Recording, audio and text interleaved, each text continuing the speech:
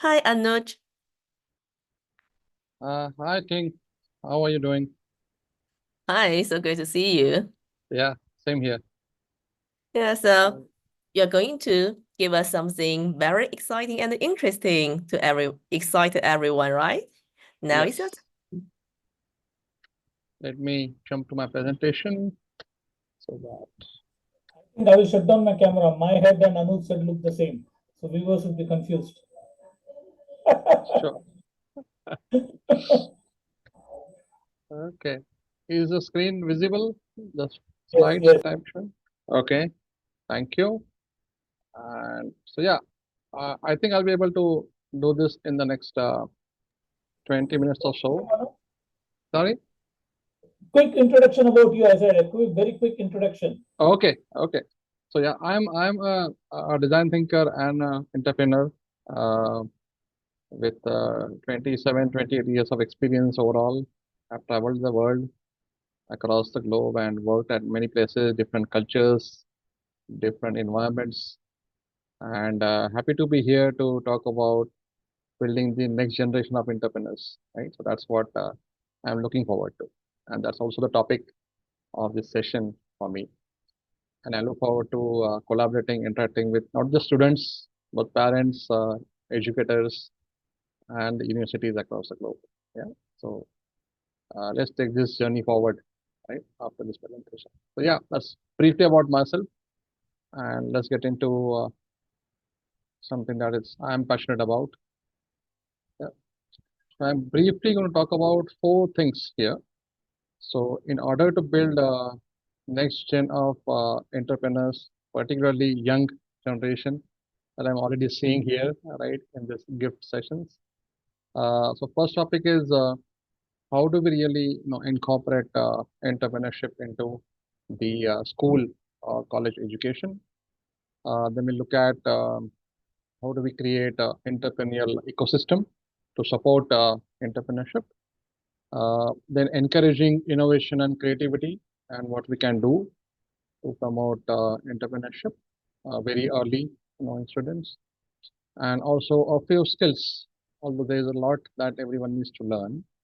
But yeah, still look at some essential hard and soft skills that we need to acquire to become better entrepreneurs. Yeah. So this session is not just for students; it is also for parents or educators or policymakers, and also share some examples from India and what's happening in India towards this, which might be a best practice or an example for other countries, right, globally. So let me begin with the first topic here, which talks about incorporating entrepreneurship education. So this screen here. Yeah. So the first step in making the next generation of entrepreneurs is essentially, building or designing the curriculum and introducing that at very young, age in the schools and also for universities and college students, right? Why it is essential? Because we start building this as a culture, right, at the school level, then the students who are going to be the future leaders essentially will have those skills you know built into them, right? And therefore, although the education about entrepreneurship will continue throughout their life, but this foundation, if it is built early in the school or university level, that would go beyond the just theoretical knowledge, right? It is also essential that uh, any course that is introduced for students at early age should also have, along with theory, some hands-on exercises, some case studies, or some real-world applications. Now, this could be applications or projects which are focused at the student level, or they could be other projects also. But why it is important? Because when they have hands-on exercises built into their school courses, then they then and there they are able to practice, what they are learning. For example, when we teach concepts such as agile or iterations, you know, we actually introduce and we play a game, when we do such sessions. So through games, it could be physical or digital games. We can inculcate those core skills, into the students. And then the concept that they learned uh, early in the school, and the game or the activity they did along with it, helps them to uh, retain that knowledge in the longer run, right? So that's what, and a lot of regions and countries have already started doing this. If I talk about India, then India has the government of India, through the national education policy and the national curriculum framework, has introduced entrepreneurship courses right at the school level, right? So especially grade 9 to grade 12, they have introduced a lot of focus on these particular topics, right? And as we move along, this has happened since I think 2021, 2022, and so the next set of students who pass out from school and go to colleges and universities would already have the essential skills, not just theoretical knowledge, but also some hands-on practice on those skills built into them. Right? So this is the first step I feel that we need to incorporate entrepreneurship, curriculum and courses at the school level. Yeah. Then I'll move to the next one. Right. Now this is talking about moving one step further from creating a entrepreneurship curriculum. It talks about building an ecosystem to support the student, entrepreneurs, right? And how it can be done. So we can build incubators or innovation labs at the school level, yeah, and that will encourage students to try things, try something in the incubator or try something in a creative lab or creativity lab, and that would also inculcate the skills of trying something, failing into it, or testing something, getting feedback, experiential learning, right, which would be very, very important, because anything that they think about doing as students or as future entrepreneurs, this concept of trying something, testing something, even at failing at times, right, in the first attempt, and how do they learn from these failures, right, are very, very essential to build that particular entrepreneurial spirit, right? And then the spaces such as different resources, different dedicated labs or workspaces, right? Some equipments where it's possible, and some dedicated funding, right? Schools do have a lot of funds, for education from government also, but it is important that some part of the funding is reserved only for incubating new ideas or into the innovation labs, right? And this should be open to all students, irrespective of their background, right, and where they come from. In fact, we would say that let's go beyond that, not only for students who are studying in schools, but even for the students who are in the community, in the neighborhood, who could be given access to these spaces where they can come and try new things, right? And then a lot of schools I've seen doing startup competitions. In fact, this gift itself is a big global competition that we are seeing, right? An excellent platform for all students, irrespective of where they come from, right? These competitions would also inculcate that spirit of entrepreneurship. It will provide them an ecosystem, as we're already seeing a lot of semi-finalists, finalists who are coming forward and doing excellent innovations, right? So hosting startup pitch competitions, each school can do that at their own level. Schools can invite other schools in the vicinity, right? And they can run this for other schools also, right? The students can be encouraged to present their ideas to judges, right? Now, judges could also be students. It was not always necessary to have judges who are having a lot of experience, but past students who have participated in competitions, right? Or current students, who want to look at new ideas. So even they can be, judges, because they can, through judging, also they can gain a lot of exposure, right? And it is important that the students are getting some seed funding, right, from the school, from the community, from the parents, right, or the neighborhood, and this can become a successful ecosystem for them to try out things, right? And by the process of having participated in competitions, they are also able to build valuable skills, right, in pitching or in persuasion. Right? So creating an ecosystem beyond education will essentially help them to practice or learn new things by doing real innovations. Okay, that's my second topic. Let's move to the next one. Now this is focused on specific skills, right? So things such as encouraging innovation and creativity, right, in students. So for example, critical thinking is a very essential skill for everyone, right? So if we can focus on taking students to identify real world problems and brainstorming the creative solutions, that would really help. There are methodologies and techniques such as design thinking, which I am I facilitate for students and for professionals, right? This problem based learning that can be done, and this would really help set some mindsets, the right mindsets into the students. So critical thinking is something that needs to be built into everyone. So let's start early at the student level, right? And also encourage them to participate in real world challenges, right? So partnering with businesses, non-profits, or government, who have real world challenges that need to be solved, right? And student being curious about new things, and although generally nobody prefers to give such challenges to students, right?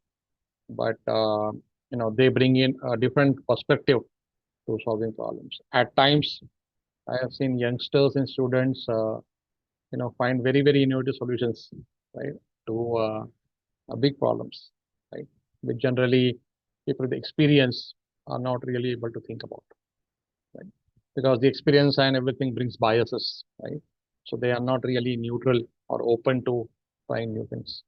But students, because they don't have too much of experience, bring in unique solutions to real world challenges, right?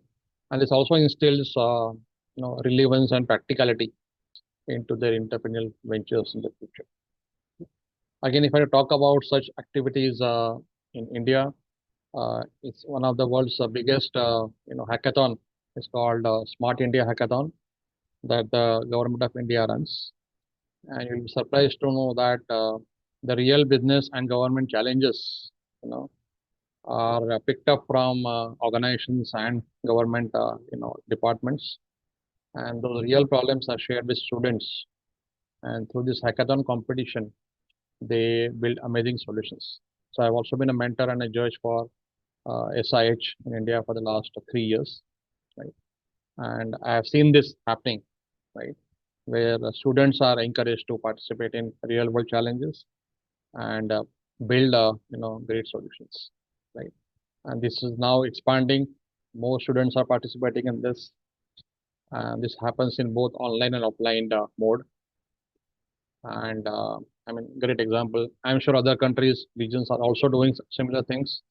But if you want to know how this can be done or achieved, again, I'm talking about GIFT because Invent Global, itself is a global organization which is, arranging such hackathons and competitions, right? So yeah, I thought I will share one example because I'm part of it. Yeah, but this would help, you to understand. Oh, this already happens in not many places, and you might want to, see how we can do it. So it could be at a school level, it could be at a community level, it could be at a city or a district level, or it could be the entire country which can participate. And so all of this will encourage new innovations and creative thinking in the students. Okay, the next topic that I'm talking about is focusing on acquiring essential hard and soft skills, right? Now, when you come to hard skills, they're probably easier to build because there are curriculum and courses that are there. But when it comes to soft skills or leadership skills, that is something that requires a lot of time and energy, right, to build. So if you start building those essential skills in students early on, then that becomes their foundation, skills, and they can build upon it. So things like, developing leadership skills very early in students. So the topics could be, focused on, communication, negotiation, right? Emotional intelligence, right? Very interesting and important topic nowadays. And even working in small teams, because generally innovations don't happen, at an individual level. You get support from parents, your peers in the school, right? Your teachers, right? Also support. So it is important that they also learn the team management skills. Yeah, right? And the other thing is, what's the point in innovating new things and not able to talk about it, right? So I'm seeing a lot of students, who are creating videos or sharing their innovations, right, during this gift event also. And some are very good in doing it, some are, catching up, right? So if they are given the skills, in advance, it would really, help them, share their ideas and concepts with the world, right? So things like, doing public speaking, or even nowadays using technology like Zoom and all. So how do we really use, such platforms, and how do we speak about something, in on such platforms, right? And also, pitching skills, because everything that you're talking about is a particular problem, and then how do we actually achieve or solve that particular problem through some innovative solutions, right? And I see this a challenge on, pitching something, some idea or a solution to a global audience in less than 1 minute, right? Or in 5 or 6 slides, right? So that itself is a skill that they need to learn to have the best impact, on the target audience, or also the judges who are evaluating the entries. So all of this would happen, through practice. And if these skills are built early in their, student life, or in their day-to-day life, it will make them better at sharing, communicating their ideas, pitching with a limited time and resources, and how to maximize, you know, sharing their innovations with the world. Right? So this was another thing that I thought, would encourage students to acquire the essential skills. And there are many more. I'm not listed all of them here, but there are many more that they need to learn. But these are real ones which I thought might be useful. Because ultimately, they're able to communicate better. They're able to pitch their ideas better. Then there is more adoption and more support that is available to students. Right. So I'm encouraging all of this. As I said in the beginning, this is not just for students, but parents, skill administrations, right, and community leaders would also have to play a big role in making this possible for the next generation of students, right, when it comes to entrepreneurship. So with that, I will stop my content. If there is individual questions or anything that is coming out, I don't mind taking that up. I have a few more minutes left. So, Ting, over to you. Is there any questions? Anything coming in the chat? Thank you very much for this really amazing share, amazing presentation that I can't help to think about more about the entrepreneurship and the innovation education. Thank you very much for enlightening this thinking. And I have a question before introducing our new host, Asha, and I want to ask a few little question for Anuj. That is, you mentioned about the students, also work with the students and adults. So I just wonder if there are age range for the students, are the college students or primary or middle school students? Yeah. So, based on what research has happened in the past and the experiences that I have seen, this is for middle-aged students. It is very, very effective. Early on, very young kids, we can introduce in entrepreneurship in a more informal way. But for the middle age and young audiences, it could be more structured, and we can introduce new courses. Yeah, but great question. I understand. Thank you, Anuj. And hi, Asha. Hi. Hi. So would you would you like to introduce yourself and then ask Anuj some questions? Okay? Okay. Hi, I'm Asha. I'm 9 years old, and my hobbies are drawing. Hmm. Okay. So, Asha, you are a young innovator and maybe future entrepreneur. So, you have seen Anuj share so many things about the platform of the entrepreneurship and the innovation education. Do you have some questions? I do. What age or grade levels do you use your programs with? Okay. So typically this starts at the age of around 8 years and goes till almost age of 18 to 19, right? Because that's the audience or the age group where we feel that we can introduce these courses and build an ecosystem. So that's typically the ones. I have also seen kids younger than 8 who also do a lot of innovations, and that is great. Yeah, and but yeah, that's the age group. 8 to 18 is what I would say is the best for this. Okay. Thank you. Thank you. And I have another question that is about, since it is ecosystem. So that means there must be different sectors within this ecosystem. And Yes. so what usually what kind of companies or organizations you are working with to help people? Okay. Uh, so I would start with industries which are more customer focused, right? We call them business to customer kind of industries, be it e-commerce, be it banking or finance, be it education itself, right? Or healthcare or medical kind of industries. These are three or four wherein I have seen a big impact, and there are a lot of funds also available in these areas to support young entrepreneurs, right?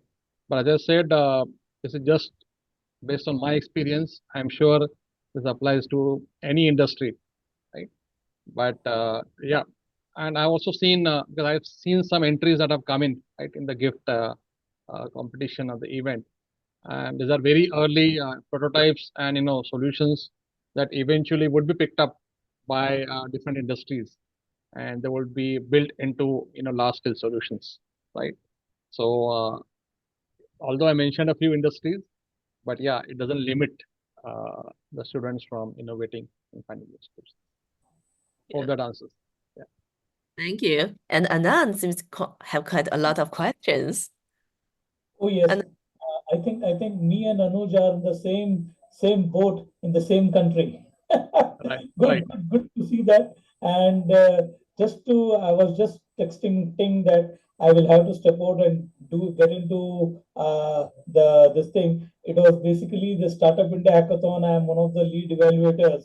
So I've got some 100 startup ideas Ting that has come Okay. from various students from across the country. I'm only one of the guys, but like me, there are n number of evaluators. So I have to finish evaluating about 100 ideas and send my report back to the government.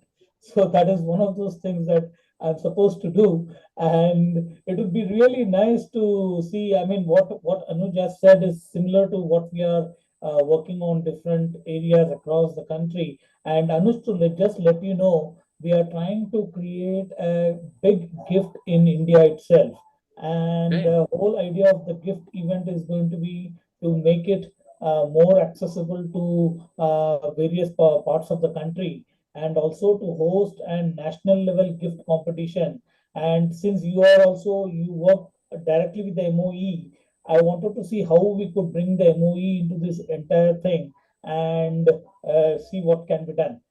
That was one Great. thing, and it would be great to catch up. I have shared my details with you on your direct messaging, so you can take a look at it, and then probably we could discuss more on how we could work together to bring gift into this country in a bigger way and involve various bodies to come together. Sure. I noted your number. I will touch base with you there. But yeah, Yes. appreciate your feedback and also how we can take this ahead right in India. Sure. Thanks a lot, Tim. I will be available. I'll be just be offline, but I will be available around. Thank you, Anand, and thank you, Anuj.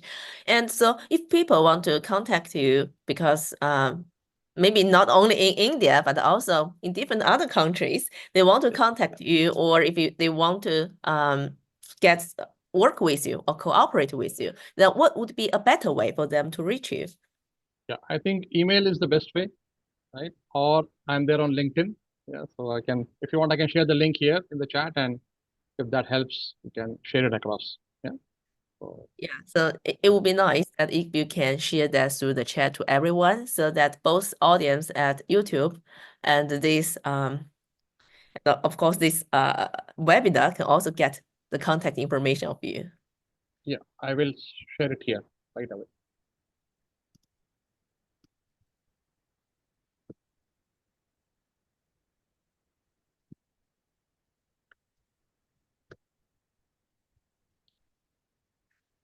Okay, That helps. Yeah.